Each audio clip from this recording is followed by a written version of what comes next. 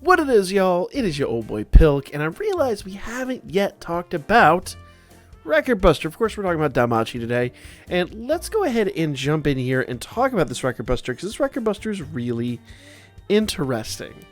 We have OTTARL back, and because of that, there's some unique, I guess, applications here that you may or may not necessarily be aware of. So what we're going to do is we're going to jump in here today. We're going to talk about what A, OTTARL does, B, how you can negate it. First of all, number one, alright, so I'm going to break in here for just a moment because I mentioned this later on in the video, but I need to mention it here at the beginning. The event itself isn't, there's no specific physical or magic resistance, there's no specific ailment resistance or weaknesses. Everything is dead neutral, so what you need to do is you need to make sure you're bringing your absolute best units with the right assists to support them. Hence, you'll see that my Katori has Artemis on her, and Riveria has that Freya on her. So I wanted to make that absolutely clear because I don't think it was clear enough when I actually produced the video. We'll get back to it right now. You need to know he is going to hit like a truck. He does not buff his strength. He's just beastly. So when we're looking at units over here that are fully ascended, every single one of those units are in absolute peril at all times because he can hit really, really flippin' hard. The one thing that we're going to do here is, obviously, we're going to use Haruhime to debuff his strength coming out, but we're also going to use the free-to-play Chloe here. Haven't used her in a really long time. She does physical resistance plus 35%, and because OTTARL removes your buffs, we're going to need her in play at all times, just so our units survive, pretty much. There are other ways you can go about this. Honestly, my best score I did without even using this unit, but let's be real here. If you want a reliable run, you don't want to just bank on him not hitting certain units, which is what I pretty much did. You want to kind of think about a strategy where you're negating some of that damage incoming or outgoing. So, OTTARL will, number one, he'll remove your buffs. He will remove your buffs on turns 4 and turn 8. So when it comes to that, you want to make sure that all your sack units are debuffing. We'll get to that in a moment. You can probably already see there's a weird situation here, but it's going to work out really the best for the units that I've particularly got. Now, first things first, like I said, Haruhime, and I have the Casino Seer on here. Now, normally you'd want somebody that would give Haruhime a lot of counterattack. The problem is, I need somebody that I know will survive in order for Casino Seer to stay and play the whole game. Or at least this whole match. Haruhime really kind of draws a short straw on that, because if you look over here to Katori and Riveria has the 15% magic, Freya on her. I could use the new Freya for 20%, but the base number on this Freya, along with the AoE damage reduction buff that she has, pretty much make her almost mandatory for this team. She does reduce 10% of the AoE damage incoming, so that's all those SAs on turns 4, 8, and 12, she's going to reduce by 10%. So that's going to be really handy. Second of all, Katori is going to be pretty much our number one hitter. Katori is big physical unit, and because of that, I have the what's her name, Artemis over there, who does 20% strength. Now, she also does 15% to the rest of the team, but the rest of the team is mostly magic. With the exception of her, she's physical as well, but she's not really coming in as a hitter. Now, let's talk about what I'm doing with Anya, because Anya's a bit strange. Now, normally when I was doing this before, I was actually doing a mixed team of light and fire, so I was using Anya to debuff light and debuff physical. Problem is I still need a physical debuffer. Now I could use Goblin Slayer, I could use any number of other units that do 30% debuff. There are a couple units that do 35% debuff, but I haven't really found one that's able to survive these first couple of turns, because I really don't want them to die. I want her to come in, do what she does, and then get out of here. So right now, I'm using Anya. I'm waiting to see if I can find a better unit that'll do what I need to do, but for now, Anya is kind of my number one go-to.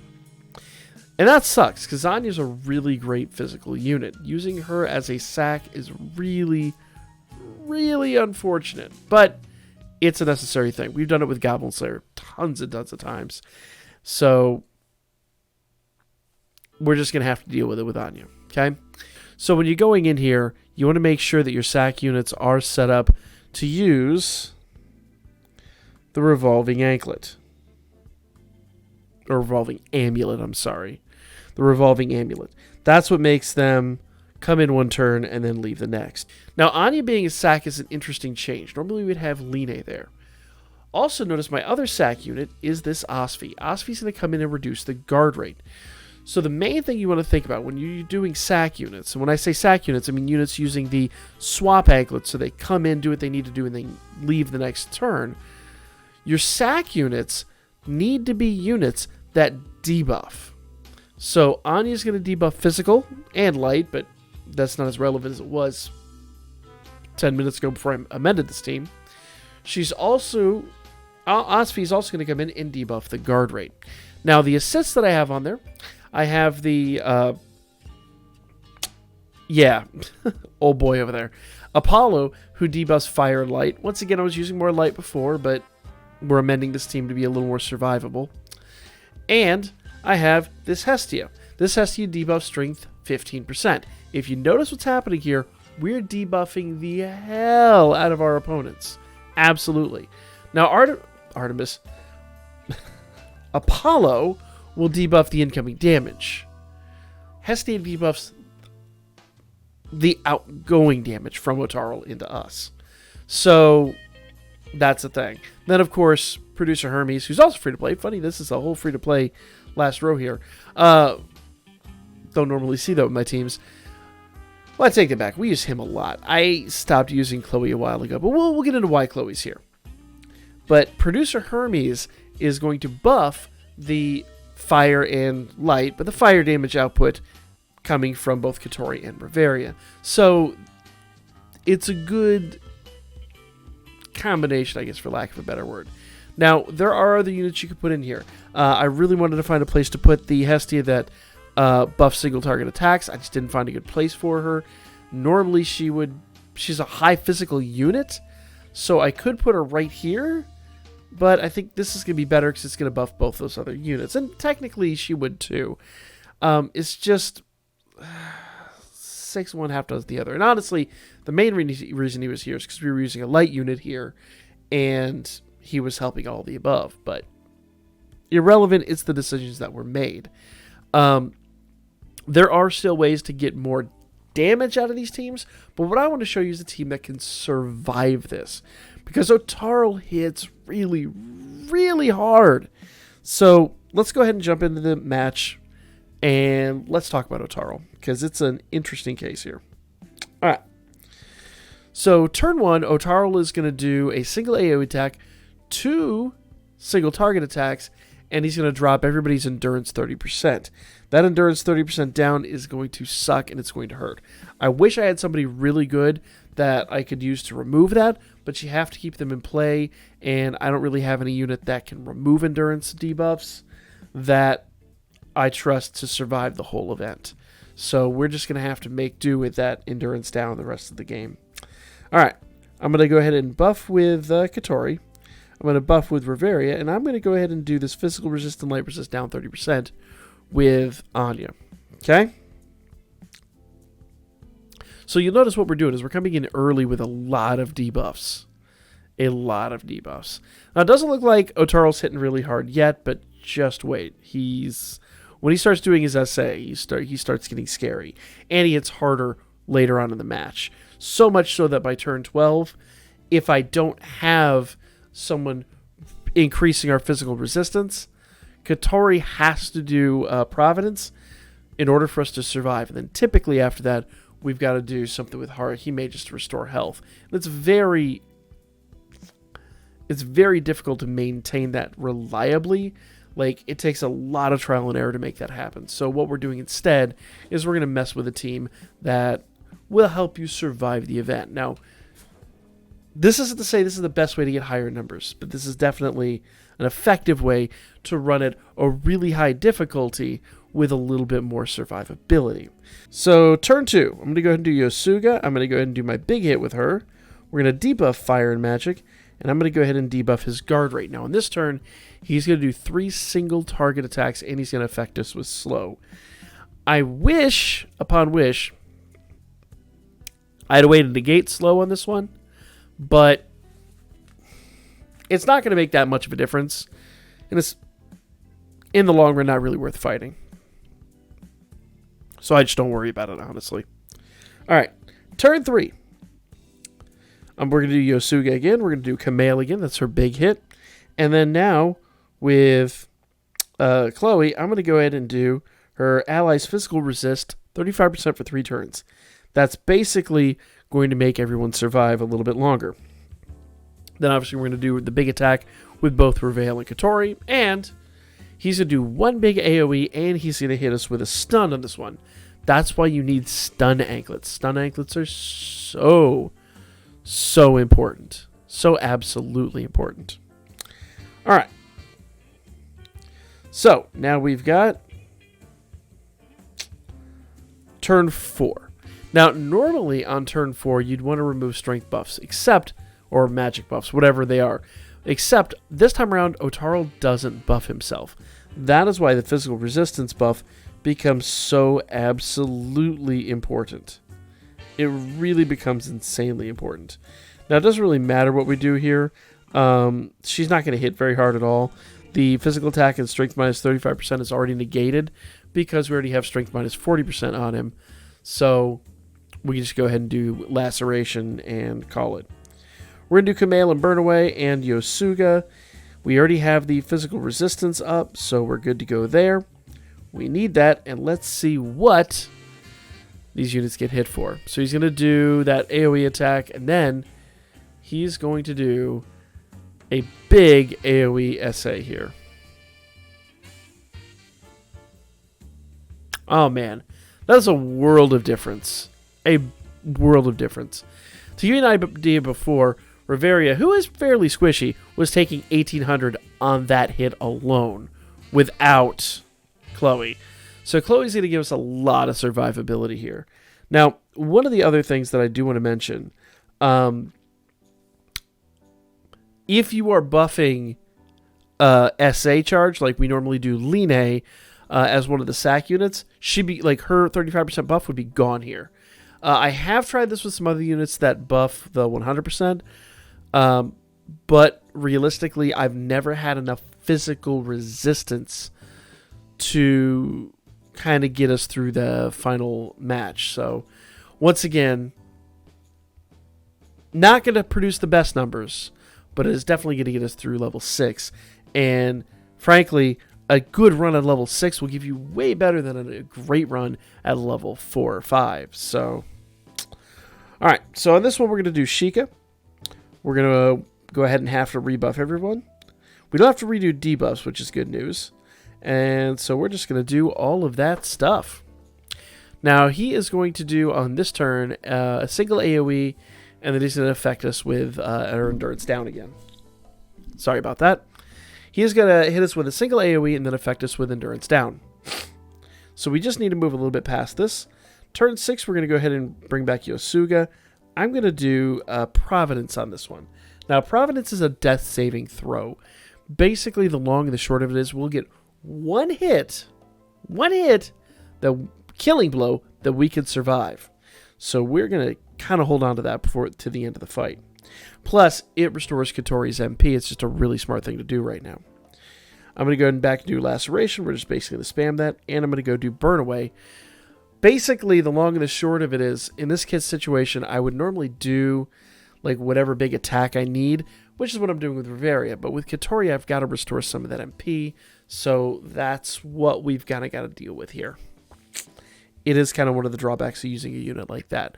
So in this situation, you want to pay close attention to, do you need to restore some MP? Do you need to do further debuffing? Do you need to do further buffing? You shouldn't have to do any more debuffing at this point. That should be long since done in the first turn, but do you need further buffing? What do you need to do? If nothing else, hit him with your hardest attack. So that's what we're going to do. Now, turn 6, OTTARL is going to hit us with 3 single target attacks, and he's going to reinfect slow. Looks like he only infects slow on the units he attacks, which is interesting. So some of our units are not slowed. That's honestly not going to make a huge difference here. Now I'm going to go ahead and on this turn, go back to doing all of my heaviest hitting attacks. And you'll notice they're not really doing an insane amount of damage. Like, we're just not hitting for the big numbers here like we would love to be doing. Let's double check his debuffs. So magic is down 30, physical is down 30, fire is down 40, and light is down 40. That's hence why I was using a fire and light team, because those assists affect both of those teams. It's super handy. Thunder and Dark have a really good assist that share some of the stats. There's a few teams out there that share stats.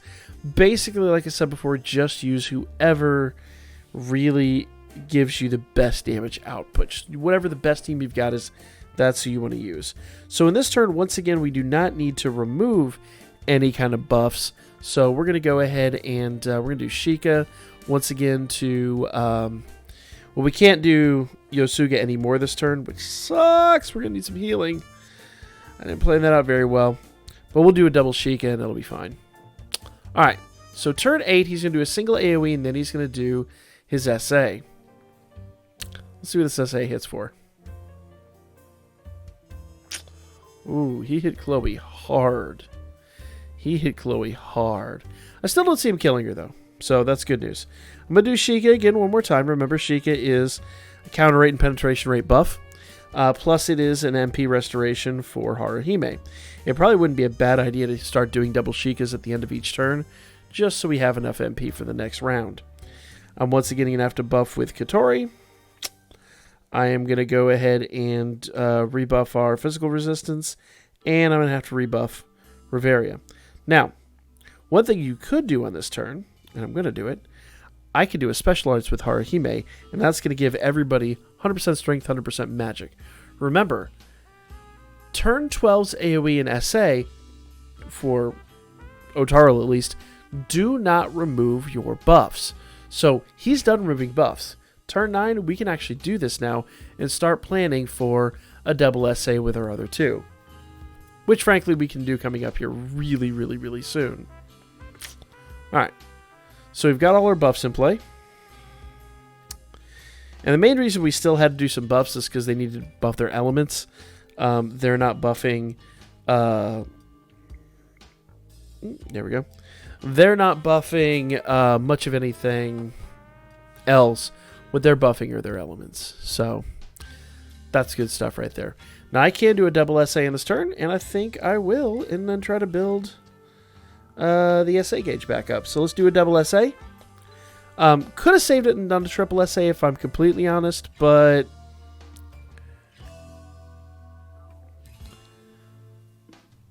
I did what I did. I honestly, the wiser choice would have been to do a triple SA here. I didn't think about it. It wasn't at the forefront of my mind, so definitely it's a live and learn situation. All right, so 1.1 mil. We were seeing 1.2 here with the extra buff, so the extra buff really isn't as terribly important. Ooh, 1.02 though. She was hitting for 1.4. That could be just an RNG thing though. So the extra buff would help, but frankly, for the survivability, I think this is kind of going to be a better thing. So we're going to go back and do our main hits, and we're going to try to build this SA gauge back up. Now, will we get another double SA? Odds are, I'm going to say no. I don't think it's going to happen. Okay? All right. So turns 9 are a single AoE with endurance down. Turn 10 is a 3 single target with slow. And turn 11... which we just did, is a single AoE with the ailment, whatever it is, in this case, stun. Now we're back to his SA, and he's going to do one AoE, and then he's going to do an SA. So I'm going to have to do Sheikah. Everyone should still have... Yeah. Everyone should still have their death saving throw. Does Haruhime? Oh, she does. Okay, there we go. Yeah, everyone seems to have their death saving throw, so we're good there. We don't need to worry too much about what's going to happen on this one, and that's why we did that so much earlier. So, let's go ahead and do this.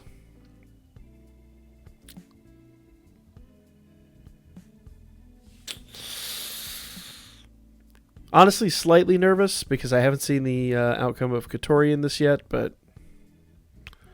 Ooh. Gonna be real here. Okay. So I'm gonna be honest. Chloe is dead. And Reveria is probably not far behind. That is the unfortunate reality. Reveria is extremely squishy, and I knew there was a high likelihood of that. This dude hits hard. Stupid hard. But if I'm real, I don't think there was an opportunity, even if all four survived, that I was going to get another SA out of this. So having one SA probably is about what we would kind of expect. On this turn, he's going to do a single AoE. So not having Yosuga on this turn is going to pretty much kill Reveria and Chloe. We're going to say goodbye to them. They're done. Which is not going to be fun. But Haruhime and Katori both still have their death saving throws, and they should both still be good. So we're going to just hang on to life with these two. It's not the preference. I would love to have these other two, but the answer is I kind of understood Chloe was going to die, and Reveria squishes. So I could save Reveria with an SA from Haruhime, but the answer here is I just need more damage to get my numbers. So that's a thing. So we're gonna brace. He's gonna do an AoE and a single target attack. I fully expect, because I do not have Yosuga. I wish I did. One of the downsides to having... Yep, there they go. One of the downsides to having Casino Seer on Haruhime is starving for MP. But the problem is, once again, I need someone that can survive, and the options were, as you can see here, Katori or Haruhime. And Katori, frankly, is going to do wicked damage. So we're good there. All right, I can just go ahead and do some attacks with Haruhime, in fact. So let's go ahead and do an SA.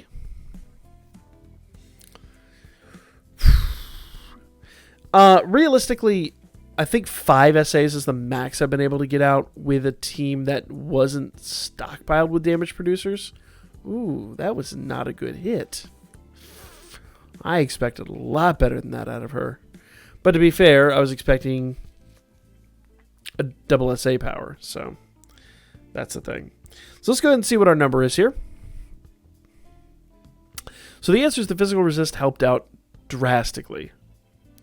Because if it wasn't for that, Katori would definitely be dead. So 142. 142. And this team isn't what I would even call a phenomenal team. Not a phenomenal team. But it is the team we've got nonetheless. So there you go. That's what OTTARL does. I'm still refining my teams. I know I've got a lot more damage in me. I'm sure, without question or doubt, I can get back up into the top 100. I've just got to work on my team a little more. What I wanted to show you was some of the things that you need to do and ways that you might be able to survive higher levels. Because the main thing you got to think about here, if we go back in there, the main thing you got to think about here is the damage he's producing is insane. So you need good defenses first and foremost. that I didn't showcase what the score breakdown was, but you get 750%. Basically, multiply whatever score you've got by 8.5. That is what level 6 gets you. If you can survive level 6 like I did, up to the very end, and then score, you get that bonus, and you'll see really good, like it'll multiply everything exponentially. So make sure you get a lot of essays. Make sure that you have a lot of defenses, because survival is very, very, very difficult. And make sure you're just basically debuffing him enough that he can do damage. Because like I said before, doesn't matter what teams you bring, just bring the best units you got, and you will be good to go. So for now, that is going to be the video. Like, comment, share. I will catch you guys on the next one. And maybe towards the end of this, I'll see if I can get some better numbers out of Record Buster. Maybe get a better video for y'all. But I wanted to bring this to you because this is a very different Record Buster than we've seen in quite some time. So I will catch you guys on the next one.